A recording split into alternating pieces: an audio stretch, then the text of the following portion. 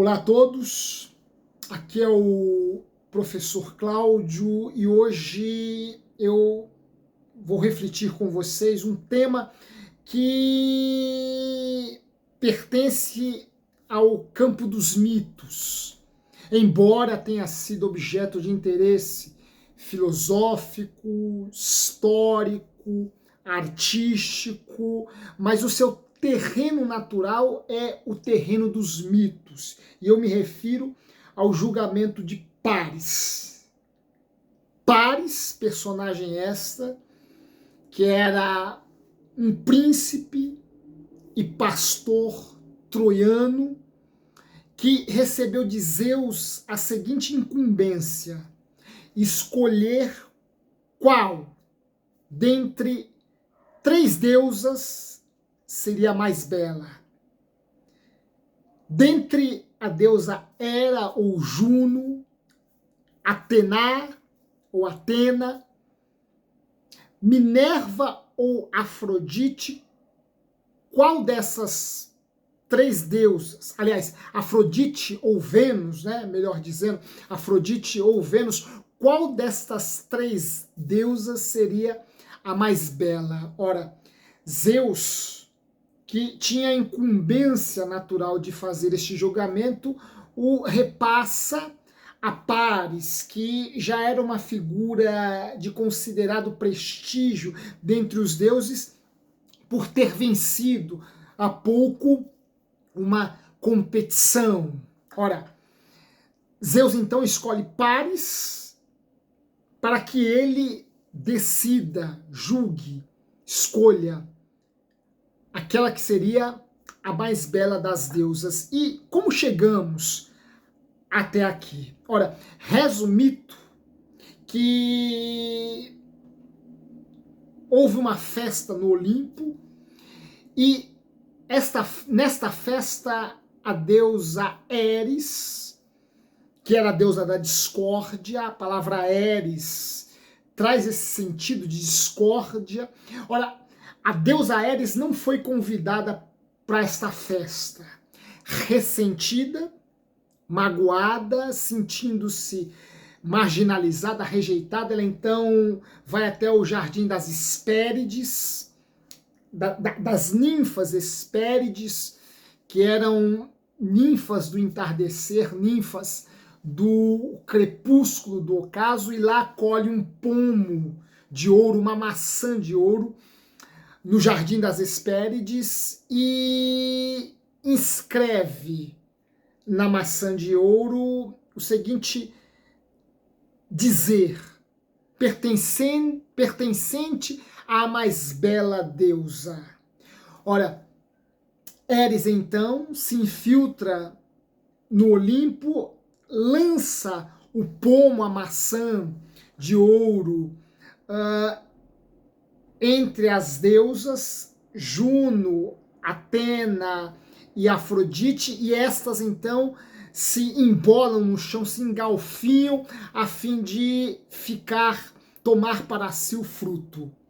Não havendo com quem o fruto tivesse pertencido naquele momento, surge então a ideia de realizar um julgamento, a fim de que fosse escolhida qual seria a mais bela das deusas. É neste contexto que Paris entra. Zeus o escolhe para presidir ao julgamento. Esse julgamento vai se dar no Monte Ida, a mais alta colina, a mais alta montanha da ilha de Creta.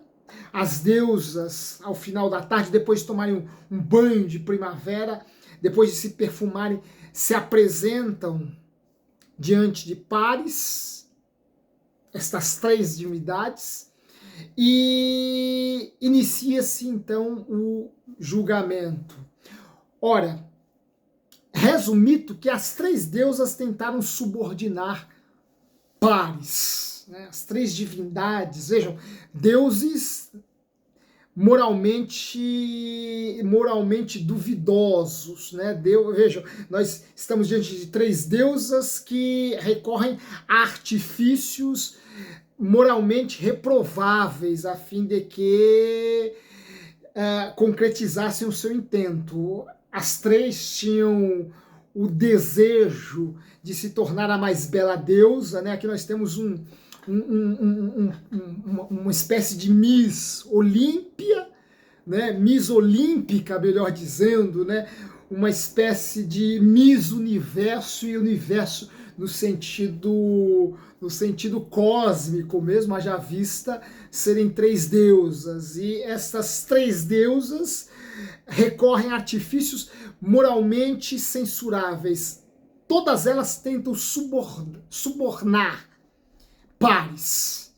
A deusa Atena lhe tenta subornar, oferecendo-lhe sabedoria, e ela, que era a deusa da ciência, a deusa da sabedoria, ela tenta subornar pares, lhe oferecendo sabedoria e habilidade na guerra.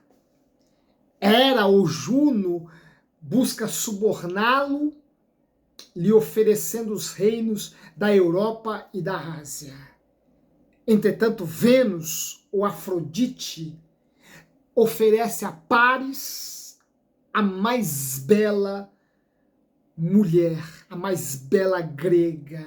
Ora, e quem era a mais bela grega conhecida por Paris? Ninguém mais, ninguém menos que Helena de Esparta, esposa de Menelau.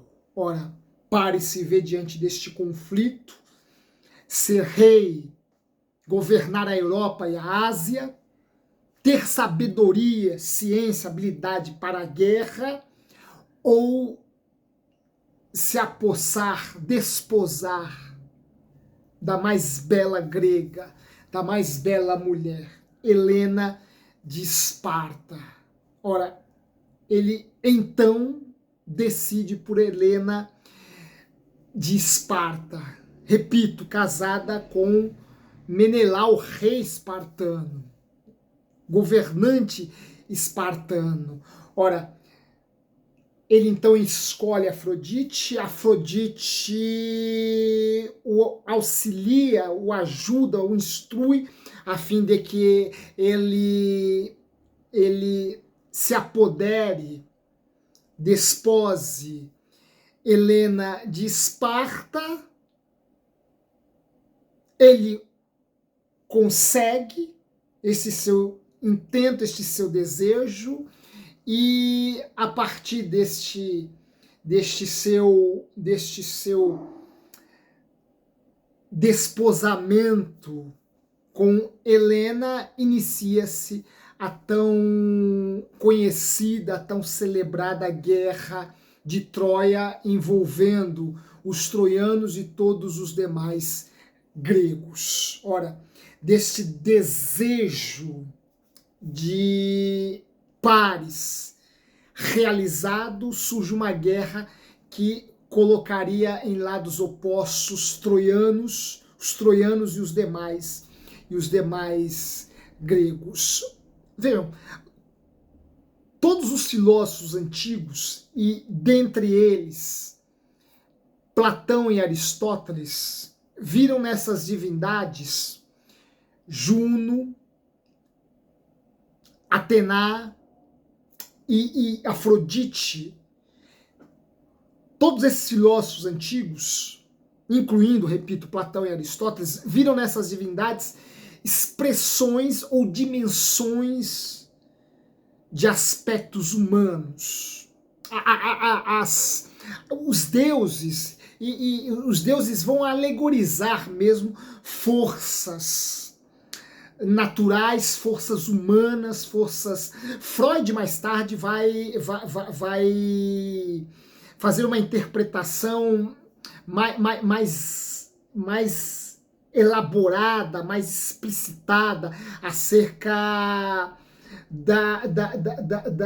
do sentido que os mitos possuem em relação aos homens, e chegará à conclusão de que os mitos na verdade, encerram expressões do inconsciente humano, do imaginário humano. Essas três divindades representariam aspectos humanos. E quais seriam esses aspectos? Juno representaria a vida ativa, porque foi uma mulher ativa e no sentido sexual mesmo, teve mãe de muitos filhos, foi uma mulher que foi uma divindade que teve uma vida sexualmente bastante ativa. Já Atena vai representar a vida contemplativa, porque ao contrário de Juno, que teve uma vida sexualmente ativa, Atena será uma virgem.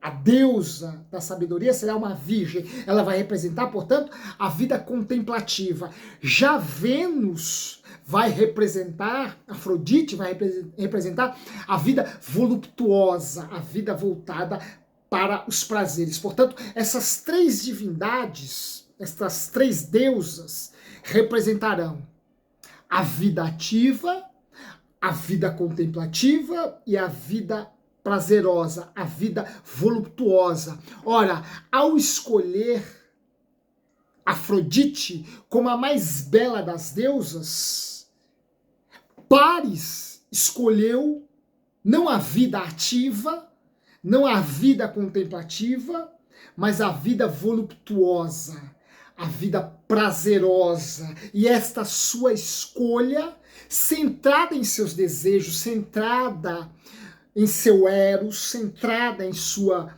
paixão, levaria troianos e gregos a uma guerra que duraria anos. Portanto, a guerra, considerando esta narrativa, a guerra entre gregos e troianos foi movida pela paixão, pelo eros, pelo desejo de um homem.